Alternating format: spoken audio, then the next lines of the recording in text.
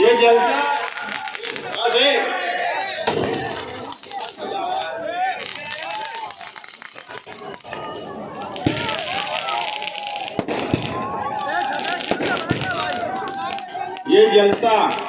اور میں جو بولنے جا رہا ہوں یہ سوال سنجیدگی سے سننے کا ہے، اور میں برائے مہربانی کہتا ہوں کہ یہ پٹاخے اور آتش بند کر دیں، اس سے ڈسٹرب ہوتا ہے، اور بات جو بولنا ہے اس میں کیا وجہ کی تکلیف ہو رہی ہے، میں بار بار کہہ رہا ہوں کہ بند کر دو یہ پٹاخے بازی،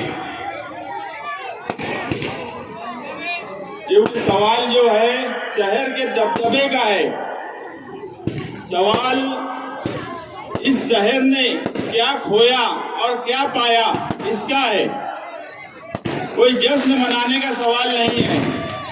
آج دن بھر شہر میں ایک جشن کا ماحول رہا، مگر یقین مانو غور سے سننے اور سمجھنے کی بات ہے، یہ ہمارے مستقبل کا سوال ہے۔ 12 نومبر کا واقعہ کوئی چھوٹا واقعہ نہیں تھا۔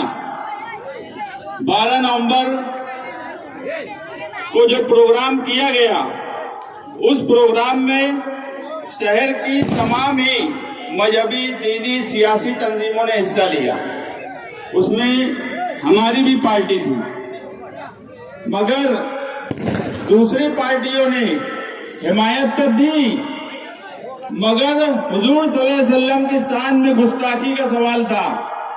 وسیم رضوی نے جو قرآن میں پھیر بدل کر کے پیش کرنے کی بات تھی، اس کا سوال تھا، اس لیے ہم آگے رہے، ہم نے ہمارا نمائندہ نہیں بھیجا، اور اس پہ ہمیں فخر ہے کہ ہم خود وہاں شامل رہے، ہم نے کسی ہماری پارٹی کا نمائندہ نہیں بھیجا۔ 12 نومبر کو پرامن جلوس تھا، آرگنائزر لوگوں نے مجھے بتایا کہ پولیس والوں سے بات چیت ہو چکی ہے، پولیس والوں نے کہا ہے کہ سٹی پولیس اسٹیشن میں آپ 25-30 لوگ آئیے، اور آپ کا جو میمورنڈم ہے وہ وہیں پر تحصیلدار یا پرانت آفیسر کو دیجیے۔ ہم حسین سیٹھ کے کمپاؤنڈ سے 25-30 لوگ نکلے میمورنڈم دینے کے لیے، شہیدوں کی یادگار تک گئے، وہاں پہ لوگوں کا کچھ ہجوم آ گیا، سبھی آرگنائزر اور جو بھی لوگ وہاں تھے انہیں سمجھا بجھا کے یہ کہا گیا کہ میمورنڈم دے کے پروگرام ختم ہوگا، اور میمورنڈم دینے کے بعد ہم واپس حسین سیٹھ کمپاؤنڈ میں آئے اور اپنے اپنے گھر کو چلے گئے، جب تک کچھ بھی نہیں ہوا تھا۔ اس کے بعد جو معمولی تشدد ہوا اس کا ہوا ایسا بنا دیا گیا اس شہر میں اور مہاراشٹر بھر میں کہ فساد ہو گیا۔ میں مانتا ہوں 12 نومبر کو مالیگاؤں میں فساد ہوا ہی نہیں تھا، مالیگاؤں میں صرف معمولی تشدد ہوا تھا، اس سے زیادہ تشدد ناندیڑ اور امراوتی میں ہوا تھا، مگر ناندیڑ میں 25 لوگوں کے اوپر ہی FIR ہوئی، اور وہ 25 لوگ بھی 25 دن میں چھوٹ گئے۔ امراوتی میں 18 لوگوں پر FIR ہوئی، وہ 12-15 دن میں چھوٹ گئے۔ مالیگاؤں ہی واحد شہر تھا جس میں 100 سے زیادہ لوگوں کے نام لکھے گئے، 60 لوگ گرفتار ہوئے۔ اتنا ظلم مالیگاؤں شہر میں ماضی میں کبھی نہیں ہوا۔ جو یہ کہتے ہیں کہ مالیگاؤں میں صرف 60 لوگ ہوئے، ناندیڑ اور امراوتی میں تو اس سے بھی کم ہوئے، مالیگاؤں میں 100 سے زیادہ لوگوں پر FIR کیوں ہوئی؟ وہ جو بھی ہوا اس کے بعد غیر ذمہ دارانہ بیان جس طرح لیڈروں کا آیا، جس دن FIR ہوئی، مجھے اخباری نمائندوں کی طرف سے فون آیا کہ پریس کانفرنس لے کے پولیس والوں نے کہا ہے کہ یہ لوگوں پہ FIR ہوئی۔ میں نے FIR کی کاپی منگوائی، اس میں 307 اور باقی سب کلمیں لگی ہوئی تھی۔ میں عظیم خان صاحب کو اسی وقت واٹس ایپ پہ وہ FIR کی کاپی بھیجا، اور میں بولا خان صاحب 307 لگا دیے، تو خان صاحب بولے میں دیکھ کے بولتا ہوں۔ خان صاحب نے جب FIR دیکھ کے مجھے دوبارہ فون کیا تو انہوں نے کہا 307 کی کوئی بات نہیں ہے، انہوں نے 120B لگایا ہے، پلاننگ۔ اب یہ کیوں ہوا؟ मैं 12 नवंबर के सवाल पे जो भी बोल रहा हूँ, इसके आगे जब 12 नवंबर का सवाल खत्म होगा तो मैं सियासी बात बोलूंगा, मगर 12 नवंबर के ताल्लुक से मैं कोई भी सियासी बात नहीं कर रहा हूँ, ना ही इसमें मुझे सियासत की कोई दिलचस्पी है। 12 नवंबर के सवाल पे 12 नवंबर का सवाल शहर को बचाने के लिए है, 12 नवंबर का सवाल मुस्तकबिल तय करने के लिए है। इसलिए और मुस्तकबिल में ऐसा वाकया ना हो, गैर जिम्मेदाराना बयान जब देने की बात आई तो जिस दिन हुआ उसी दिन रात में लीडरों की तरफ से गैर जिम्मेदाराना बयान आया। किसी ने कहा कि बाहर से लोग आए थे, किसी ने कहा कि पत्थर लाए गए थे। मेरा मकसद तनकीद करना नहीं है, मगर हालात पर बात करना समझना चाहिए, किस वक्त क्या बोलना है। अगर शहर और कौम मिल्लत किसी जुमले से फंसती है, अगर तुमको नहीं समझ में आता कानूनी तौर पे क्या बोलना है, तो खामोश रह जाते तो ये शहर बच जाता। जब लीडर ये बोल रहे हैं कि प्लानिंग है, तो पुलिस डिपार्टमेंट प्लानिंग क्यों नहीं शामिल करेगा? जब लीडरों ने खुद इस शहर में कह दिया कि यार प्लानिंग हुई है, उनके जुमले ऐसे थे जिसका मतलब ये था कि प्लानिंग हुई है। यकीन मानो 12 नवंबर का वाकया कोई प्लानिंग नहीं था, ना ऑर्गेनाइजर की तरफ से, ना उनके हिमायत करने वालों की तरफ से। वो सिर्फ और सिर्फ हुजूर सल्लल्लाहु अलैहि वसल्लम की शान में गुस्ताखी का सवाल था, इसलिए हम वहां पर थे। मगर इस तरह का बयान मुस्तकबिल में लीडरों ने नहीं देना चाहिए। हम खुद भी बयान दे सकते थे, हमने कोई बयान नहीं दिया, क्योंकि हम उस लीडर के वर्कर है निहाल साहब के, जिन्होंने हमें जमहूरी तौर पे लड़ना भी सिखाया और कानूनी तौर पे बातचीत करना भी सिखाया। अगर तुम्हें कानूनी तौर पे बातचीत नहीं करनी आती है तो ऐसे वक्त में खामोश रह जाते, लेकिन हम पर 120 भी प्लानिंग अगर नहीं लगती, हम इतने दिनों तक जेल में नहीं रहे होते। उसके बाद जब मैं सरेंडर हुआ 14 दिसंबर को, और बकिया जो पहले से लोग गिरफ्तार थे, 18 दिसंबर को जब उनकी बेल रखने की बात आई, तो शेख रशीद साहब फोन करके एक वकील को बोलते हैं कि मुस्तकीम डिग्निटी, रहमान साहब, रिजवान बैटरी वाला, इनकी बेल नहीं होना चाहिए। अरे आप इस मामले में इस तरह की सियासत, उस 12 नवंबर के मामले में आप यकीन मानो हमने कभी सियासत की नहीं। उसमें हर मसलक के लोग शामिल थे, हर सियासी पार्टी के छोटे बड़े लोग शामिल थे, हर बिरादरी के लोग शामिल थे। आप ऐसे वक्त में सिर्फ सियासी दुश्मनी के लिए इस तरह की बात करेंगे? आप ये भी नहीं सोचते कि वो किस सवाल पे जमा हुए थे। वो हुजूर सल्लल्लाहु अलैहि वसल्लम की शान में गुस्ताखी के सवाल पे जमा हुए थे। आपको इसका लिहाज रखना चाहिए था। अगर हम कोई सियासी तौर पे जमा होते और आप हमसे सियासी दुश्मनी निकालते तो हम समझ सकते थे हम किस लिए वहां जमा हुए थे और आप किस लिए इस तरह की बात वकीलों को बोले। बस इत्तेफाक ऐसा था कि उस वकील का लाउड स्पीकर चालू था, तो कुछ वकीलों ने ही वो बात सुन ली।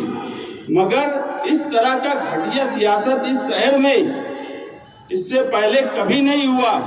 निहाल साहब अगर कोई आंदोलन करते थे और उसमें अगर कोई दूसरी पार्टियों के भी लोग रहे और दूसरी पार्टी के लोगों पे सख्त दफात का सवाल आया, तो उन्होंने हमेशा एक ही बात की कि ये आंदोलन हमारा था, इसलिए सब हमारे हैं। और वो आंदोलन तो हमारे आका के सवाल पर था। आप उस बात को कैसे भूल गए कि इस तरह की बात आपने कही? मगर उसके बाद भी मैं आगे यही कहूंगा कि जब शहर का सवाल आए, कौम मिल्लत का सवाल आए, तो मालेगांव शहर के तमाम लीडरों को एक साथ होना चाहिए और शहर और कौम मिल्लत को बचाने के लिए एक साथ खड़ा होना चाहिए। आपको सियासत करने के लिए बहुत मौके मिलेंगे। इस शहर में मसाइल का ऐसा ढेर लगा हुआ है, मसाइल का आपने खुद इतना ढेर लगाया है कि आप खुद उस पर जिंदाबाद मुर्दाबाद कर सकते हैं। मगर जब सवाल मिल्लत का हो, शहर का हो, तो इस तरह की सियासत नहीं होना चाहिए। यही मेरी तमाम ही मालेगांव के लीडरान से गुजारिश है, छोटे बड़े सभी लीडरान से, कि کہ مستقبل میں اگر کوئی ایسا واقعہ آئے تو آپ لوگ سنجیدگی سے سوچئے اور قانونی طور پہ اگر آپ کو نہیں سمجھ میں آتا ہے تو آپ خاموش رہ جائیے تاکہ اس طرح کی پلاننگ اور اس طرح کی باتیں نہ پیدا ہو۔ آج کا جلسہ ہم نے شان ہند کی صدارت میں جان بوجھ کے رکھا۔ ہمارے پاس اور بھی شہر کے ذمہ داروں کے نام تھے، مگر کیا بات ہے، پولیس ہم کو ہی پرمیشن دینے کے لیے شام کر دی۔ 8 دن سے پرمیشن داخل تھا اور ہم نہیں چاہتے تھے کہ کسی اور کو کوئی تکلیف ہو، مگر شام میں ہم کو پرمیشن مل گئی۔ کئی شرائط پہ پرمیشن ملی، 14 شرائط پہ پولیس نے پرمیشن دی کہ اس معاملے میں نہیں بولنا، پولیس کے خلاف نہیں بولنا، پرشاسن کے خلاف نہیں بولنا۔ مجھے تو جب میں وہ شرائط پڑھا تو مجھے لگا میں کوئی جمہوری ملک میں ہوں یا پولیس راج میں ہوں یا ہٹلر شاہی میں ہوں۔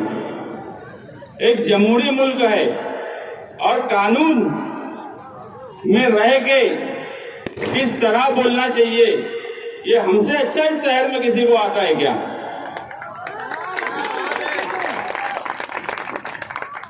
اگر جمہوریت ہے تو پولیس کا ظلم ہے، پولیس نے تکلیف دی ہے تو اس کے خلاف بھی بولیں گے۔ ابھی تیج بہر سنگھ نئے ڈیوائسپی آئے ہیں، ان کے بارے میں سنا گیا ہے کہ بڑے سخت ہیں، قانون کے حساب سے سخت کارروائی کرتے ہیں۔ ہم ان کا ویلکم کرتے ہیں اور یہی چاہیں گے کہ کوئی سیاسی جماعت ہو، کوئی بھی آدمی ہو، اگر وہ غیر قانونی کام کر رہا ہے تو آپ سخت سے سخت کارروائی کریے۔ اگر آپ کے جیسا پولیس آفیسر ہے تو ہم آپ کے ساتھ میں کھڑے ہیں، مگر اگر گسر کے جیسا پولیس آفیسر ہے تو اس کو چھٹی کا دودھ یاد دلانا بھی اس شہر والوں کو آتا ہے۔ تم چوری بھی کریں گے، پولیس والے اگر چوری بھی کریں گے اور سوکاری بھی کریں گے تو یہ شہر میں نہ اس سے پہلے چلا ہے نہ اس کے بعد چلے گا۔ جب تک ہم سیاست میں زندہ ہے یہ کبھی چل نہیں سکتا۔ باقی لوگوں کے بارے میں مجھے بولنا نہیں ہے۔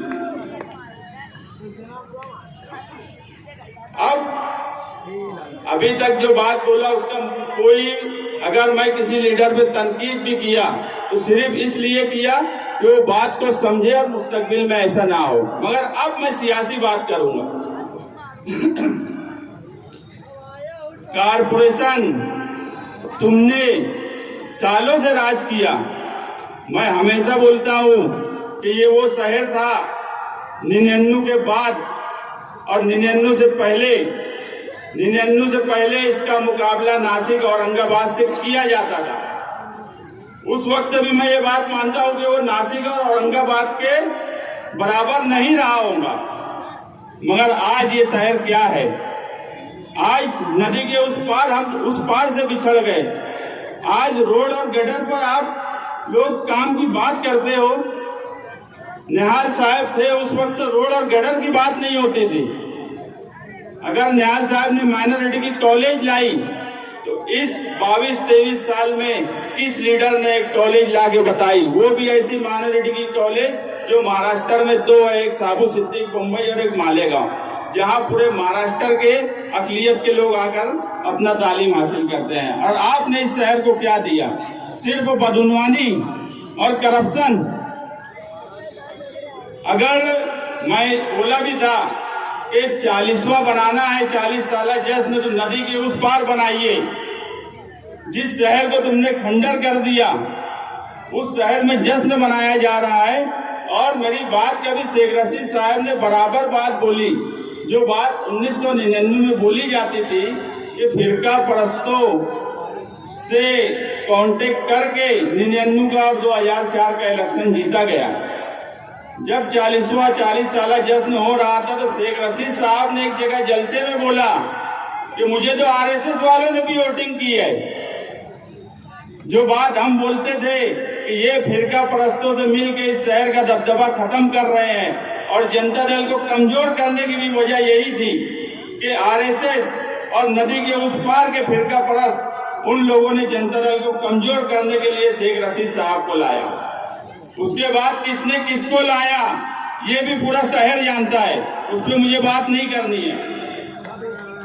مگر इस शहर का दबदबा, ये कंपाउंड की जो आवाम है हजारों की तादाद में, आज ये बात तो साबित कर दी कि ये शहर का दबदबा वापस आएगा। आज शहर में जिस तरह से जश्न का माहौल था, वो तो ये साबित कर रहा है कि इस शहर में दबदबा आएगा। और यही तकलीफ सबको है। इससे पहले 2 सियासी पार्टियों के बड़े बड़े जलसे हुए, मगर किसी ने उस दिन दूसरे जलसे नहीं रखे। ना 14 अक्टूबर को जलसा रखा गया, ना 21 अक्टूबर को जलसा रखा गया, मगर 28 तारीख का जलसा तुम्हारा फेल करने के लिए राष्ट्रवादी कांग्रेस पार्टी ने जलसा रखा। मगर जब आवाम सोच लेती है, एक जुनून तारी हो जाता है, तो इससे कोई फर्क नहीं पड़ता कि वो जलसा कैसा होगा। और मैं तो उनका शुक्रिया अदा करता हूं कि उन्होंने जलसा रखा तो हमारे वर्करों में उतना ही जोश आया। और मैं पहले भी बोलता था कि जनता दल के वर्कर अगर जोश में आ जाए तो उनके लिए कोई जरूरत नहीं है कि किसने क्या किया क्या नहीं किया। और ये जनता दल के वर्करों का जोश था कि लोगों के महीना भर के जलसों के ऐलान थे, हमारे सिर्फ 4-5 दिन हुआ था जलसे का ऐलान। और ग्राउंड की पोजीशन आपके सामने है। डायनामाइट करने के लिए जलसा भी रखा गया, मगर ये जनता दल के वर्करों का जोश था कि जलसा मालेगांव की तारीख का सबसे कामयाब जलसा साबित हुआ। हर पार्टी छोटी बड़ी वो सिर्फ जनता दल को कमजोर करना चाहती है। उसकी वजह सिर्फ एक ही है, इस शहर का दबदबा।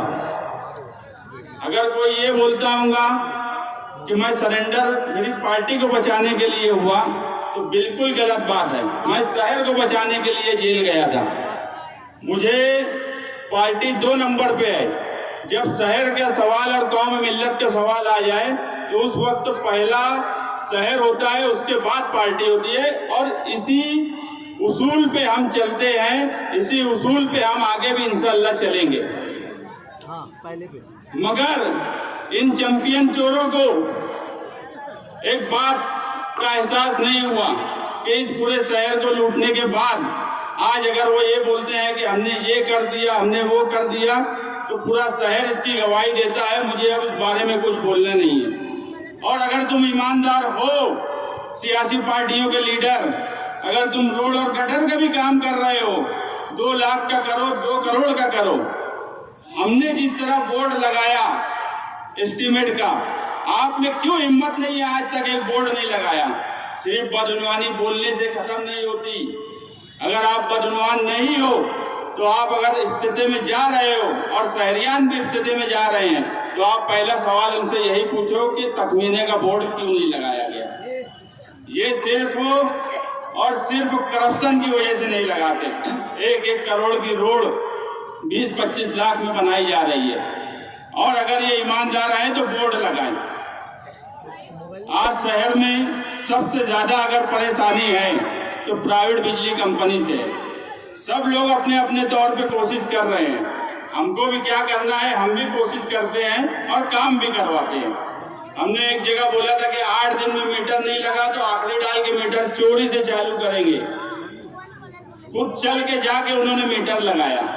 मैं बिजली कंपनी के मामले में जो भी सियासी पार्टी के लीडर काम कर रहे हैं, बिजली कंपनी से पूरा बुनकर तबका परेशान है, पूरा शहर परेशान है। आज बुनकरों के ताल्लुक से कोई बोलने वाला नहीं है। बुनकरों को क्या तकलीफ है ये कोई समझने वाला नहीं है। अगर आप कलकत्ता की कंपनी को कलकत्ता वापस भेजना चाहते हो तो मालेगांव शहर के लोगों, सियासी पार्टी के लोगों, उनके लीडरों, आप सिर्फ एक ही काम करो। कोई धरना आंदोलन नहीं करने की जरूरत, कोई दूसरा काम करने की नहीं जरूरत। मालेगांव शहर के जो लेबर उसमें काम कर रहे हैं उनको बोल दो कि कलकत्ता प्राइवेट कंपनी काम छोड़ दे। और किस सियासी पार्टी के लोग वो काम कर रहे हैं ये मुझे बताने की जरूरत नहीं है। हम सिर्फ इतना कहेंगे, नो कोऑपरेशन मूवमेंट। आप सिर्फ उनसे काम मत करवाओ, उसके बाद हम देखते हैं कलकत्ता कंपनी मालेगांव शहर में कैसे काम करती है। अगर बाहर से लोगों को लाकर काम करेंगी तो जनता दल के वर्कर उनसे निपट लेंगे। कैसे काम करेंगे ये हम भी बता देंगे। सिर्फ आप अपने वर्करों को वहां से निकाल लो, बाकी सब हम पर छोड़ दो। बाकी दूसरा कोई सेशन करने की जरूरत नहीं है। जब उनके पास आदमी नहीं होंगे काम करने वाले, वो 8 दिन में कंपनी मालेगांव छोड़ के कलकत्ता भाग जाएंगे, इसकी गारंटी मैं लेता। सिर्फ आप एक मर्तबा वहां से अपने लेबर निकाल लो। अब हर अमल का एक रद्द अमल होता है। लोग गूंजे आज जलसे से पहले भी, जलसे के बाद भी, ये मत बोलना, वो मत बोलना, इसके खिलाफ मत बोलना। मगर सवाल ये है कि अगर अमल ना हो तो उसका रद्द अमल भी नहीं होगा। मोहतरम मुफ्ती इस्माइल कासमी साहब, आपने जो भी बात कही, आप गठबंधन के कायद हो। आपको गठबंधन को निभाने के लिए जो कोशिश करना चाहिए थी वो कोशिश आप नहीं कर रहे हो। आपने अपनी तकरीर में कहा कि मुस्तकीम डिग्निटी, डॉक्टर खालिद, एजाज बेग, इनका क्या ताल्लुक है? हम सियासत में सालों से आए। ये बात बिल्कुल सच है कि हमारा 2019 से पहले कोई ऐसा ताल्लुक नहीं था सियासी। हमारा ताल्लुक तो 2019 असेंबली इलेक्शन था जो आपके लिए हमने लड़े, यही ताल्लुक है हमारा। इसके अलावा सियासी हमारा कोई ताल्लुक नहीं है। ये आपके सामने सोचने का सवाल है कि जिस वक्त लोग आपके पास असेंबली में थे, जितने बड़े चेहरे थे, वो आज आपके आसपास क्यों नहीं है? ये आपको सोचने का सवाल है। शहरियान भी देख रहे हैं कि असेंबली में किन लोगों ने मेहनत की। आज आसपास कौन एक शख्स मुझे बता दो जो असेंबली में पूरी ताकत से उनके साथ खड़ा रहा और आज भी वो शख्स उनके साथ खड़ा है। बस हमें यही तकलीफ है। 1-1.5 साल से बोला जाता है कि जनता दल के लोगों ने ये बोला, उनके लोगों ने ये बोला। अब आप पार्टी व्हाट्सएप से चला रहे हैं तो इसमें हमारा क्या कसूर है? हमारे पास तो पार्टी है, झंडा है, डंडा है, सब कुछ है। व्हाट्सएप की बात, व्हाट्सएप पे हमेशा आपके लोगों की तरफ से अमल हुआ है तो उसका रद्द अमल हुआ है। बुलंद इकबाल के खिलाफ आपके लोगों ने लिखा, वो बुलंद इकबाल जिसका इंतकाल 16 सितंबर 2019 को हुआ, इंतकाल से 8 दिन पहले मुफ्ती साहब आपका मुझे फोन आया कि मुस्तकीम अब मजलिस से इलेक्शन की तैयारी चल रही है। मैं और बुलंद बोले, मुफ्ती साहब आप किसी भी पार्टी से इलेक्शन लड़िए, हम आपके साथ हैं। उन्होंने कहा कि यार एक अपील लिख दो ताकि मैं घर घर घूमूं। तो मैं बोला मैं हॉस्पिटल में हूँ बुलंद को लेकर और मुझे नहीं लगता कि मैं लिख पाऊंगा। बुलंद बिस्तर पे लेटा हुआ था, वो मेरी बात सुन रहा था। मैं बोल के फोन रख दिया। बुलंद ने मुझे बोला कि अपील मैं लिख के देता हूँ। मैं बोला बुलंद नहीं लिख पाएंगे, तुम जाने दो। तो बोले नहीं, मुफ्ती साहब का फोन आया था क्या? बोला हाँ मुफ्ती साहब का आया था। तो बोले मैं लिखता हूँ। उसी वक्त जो वहाँ उसके संभालने के लिए जो लोग थे, रात में 11 बजे से लेकर 3 बजे तक वो अपील लिखी गई। असेंबली के इलेक्शन के आखिरी दिन तक वो अपील मालेगांव शहर में बटी। उसने किस तरह अपील लिखी ये मैं जानता हूँ। और आपके लोग उसके बारे में बोलते हैं, उसके बाद भी आपके जिम्मेदार रोकते नहीं कि उस लड़के ने कितनी तकलीफ में लिखी थी। उसने ये मुझे बोला कि मुस्तकीम अपना क्या है अभी क्या नहीं मुझे नहीं लगता, समझ में आता।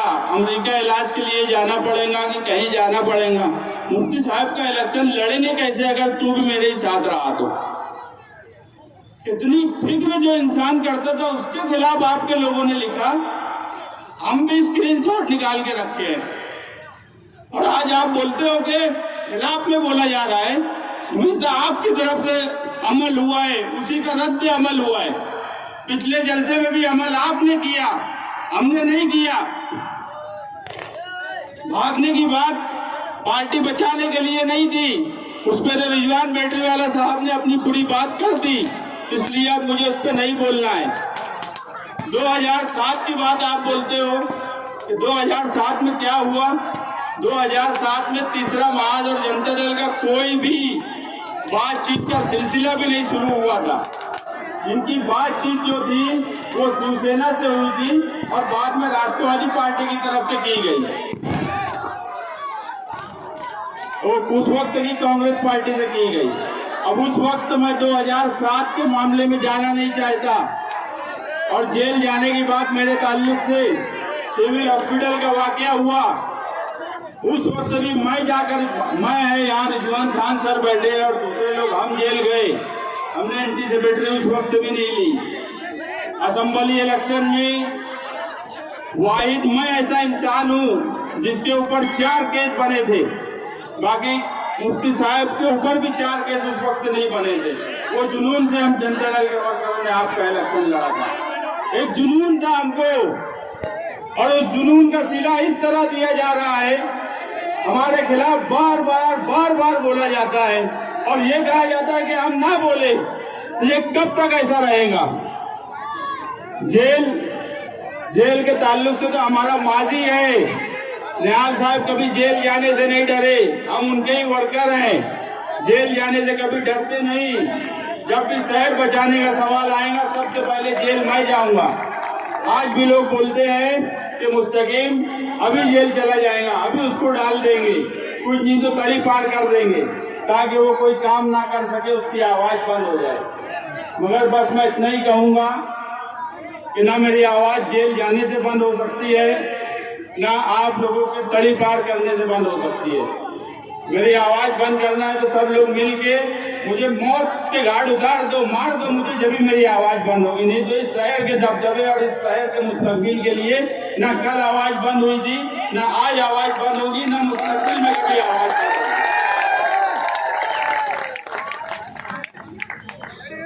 महागठबंधन ना मेरी मजबूरी है, ना मेरी चाहत है। महागठबंधन 2017 में बुरहान इकबाल के वक्त जो हुआ 10 साल के लिए, उस पे हम कल भी कायम थे, उस पे हम आज भी कायम हैं। मगर महागठबंधन शहर की जरूरत थी, ना मजबूरी है ना चाहत है। कोई शादी तो करना नहीं है, कोई रिश्ता नाते की तो बात नहीं है कि चाहत और मजबूरी का सवाल है। शहर की जरूरत के लिए अगर हम एक आए हैं तो इसका फैसला भी अब शहरियान ही करेंगे। महागठबंधन के ताल्लुक से हम भी शहरियान से बातचीत करेंगे। हम 10 साल के गठबंधन पे कायम हैं, मगर हम जल्द ही प्रेस कॉन्फ्रेंस लेंगे और शहरियान के कुछ लोगों को जिम्मेदार बनाएंगे कि अब वो लोग महागठबंधन का मुस्तकबिल तय करें और वो लोग बातचीत करें कि आगे क्या करना है और कैसे करना है। इस शहर में अगर इस शहर को बचाना है तो आपको जनता दल को मजबूत करना होगा। यहाँ वकील हजरात भी बैठे हैं। ये प्रोग्राम सिर्फ सियासी नहीं है, ये ज़ैर एतमान दस्तूर बचाओ कमेटी का प्रोग्राम है, हिमायत करता जनता दल है। तो वकील साहब लोग दस्तूर बचाओ कमेटी के नाम से यहाँ बैठ सकते हैं। जनता दल को अगर आप मजबूत नहीं किए तो इस शहर का मुस्तकबिल अंधेरे में गुम हो जाएगा। यहाँ सिर्फ चोरी, लूट मार और चैंपियन चोर जब तक घर नहीं जाएंगे, और हम भी चैंपियन चोरों को घर भेजने के लिए ही इस शहर में गठबंधन किए थे। उस गठबंधन पे हम आज भी कायम हैं। जो भी हुआ है वो आपके लोगों की तरफ से अमल हुआ है, हमारी तरफ से इससे पहले भी अमल नहीं हुआ है, आगे भी अमल नहीं होगा। मगर इस शहर की जरूरत गठबंधन है। अगर वो जरूरत कायम है तो हम भी शहरियान के साथ बैठकर उस गठबंधन की बात करेंगे और प्रेस कॉन्फ्रेंस लेके एक कमेटी बनाएंगे और वो कमेटी बातचीत करेंगी, हमारे लोगों से भी बात करेंगी, आपके लोगों से भी बात करेंगी। और अगर उसमें आपको, क्योंकि आप कायद हो गठबंधन के, आपको किसी को लेना है तो उनसे भी बातचीत करेंगी। मगर फैसला आप जरूरत के हिसाब से होगा, चाहत और मजबूरी के हिसाब से नहीं होगा। इतना ही बोल के मैं अपनी बात खत्म करता हूं।